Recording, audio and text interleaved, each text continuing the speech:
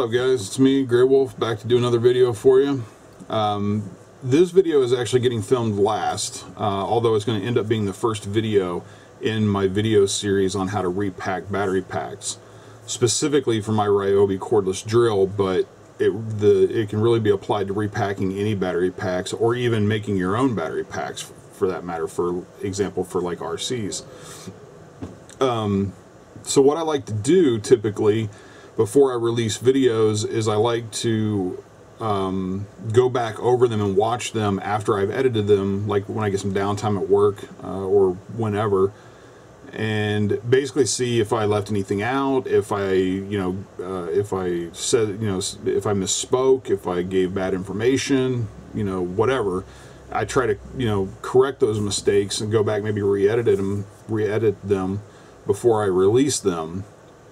However, it didn't really happen in this case. I was sick with the flu. I was fighting off the flu for about a week, and I actually made the videos while I was still trying to get over having the flu. So if you notice, especially in the first video, I just look like dog-ass tired, and that's why I was getting over being sick. But at any rate, couple of things that I had noticed that I want to go over and point out before you watch the videos.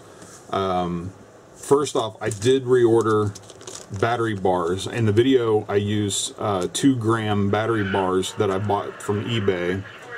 I typically buy the 3-gram battery bars because they're a little bit thicker. You can't really tell on camera when you put them up side by side because the thickness really isn't, to the naked eye, it isn't very visible. But I do typically like to use the thicker battery bars to do that with. I just got these in the mail the other day, so I thought I'd throw that in there. At any rate, you'll see the 2-gram ones in the video, and I end up doubling them up to make the battery bars because I accidentally ordered those instead of the 3s.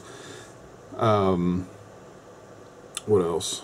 Oh, in the video, I didn't really mention where I got the stuff from. I think I did mention where I got the 3M adhesive backed insulating paper from, and I believe in the video I said I got it from onlybatterypacks.com. That's actually incorrect. Most everything that I bought for the project, with the exception of the wire that I used, the adhesive backed paper, the cells themselves, and well, that's really the only 2 things I think I bought for this project. Everything else I either already had or I had maybe ordered from that site before.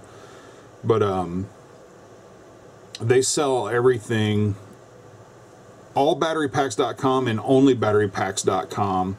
Well, it's actually, I take that back, it's all-battery.com and onlybatterypacks with an S.com.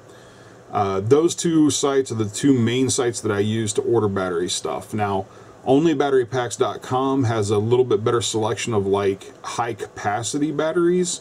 You can go there and find a little bit more of your 4,000 and 5,000 milliamp subsea type batteries, whereas all-battery.com they don't have the higher, they don't typically have as much higher capacity cells. Like the cells that I used in this video are 2200 milliamp subseas, which is, plenty big enough for what I needed. And the main reason I chose to go with those is because they were a lot cheaper. I believe it was the same milliamp rating that the original batteries had, and they were only $2 a cell compared to, the higher, like 4,000 or 4,800 milliamp cells are, I want to say $5 to $6 a cell, somewhere in that ballpark. They're really expensive.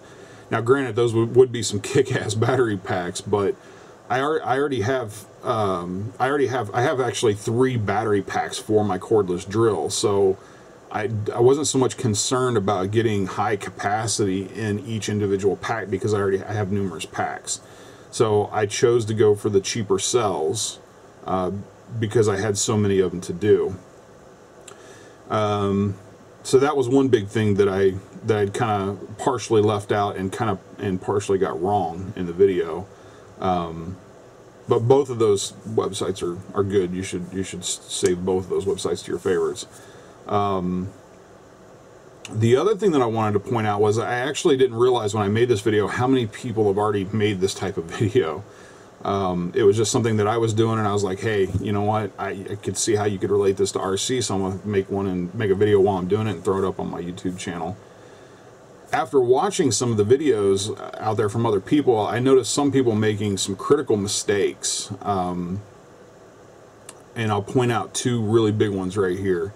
The first really big one was I saw one guy in particular who was trying to solder his cells like normal, like you would normally solder something, which means he was heating up the top of the battery cell, tinning it, tinning his battery bar, and then soldering the two together. That is a huge no-no.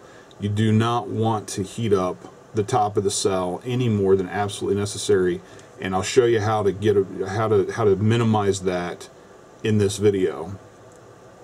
The other thing that I saw somebody do was a critical mistake. Was the guy just assumed that his particular batteries inside of his battery packs were sub-C cells, because that's very commonly what's used in drill battery packs. Well, after he had opened up the battery pack, and after he had gotten the cells, the sub-C cells that he ordered, and opened up the battery pack to do the video, for some reason he did the video without ever having done this before.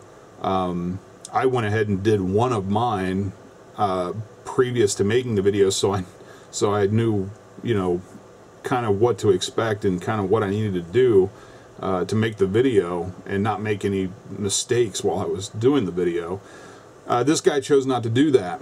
So when he opened up his battery packs, he discovered that instead of sub-C cells in there, the battery pack was actually made with 4/5 sub-C cells, which I go over in the first segment, the difference between, if you've never heard the term sub-C or 4/5 sub-C and whatever, I kind of go over that in the first actual part of the video, so don't sweat that.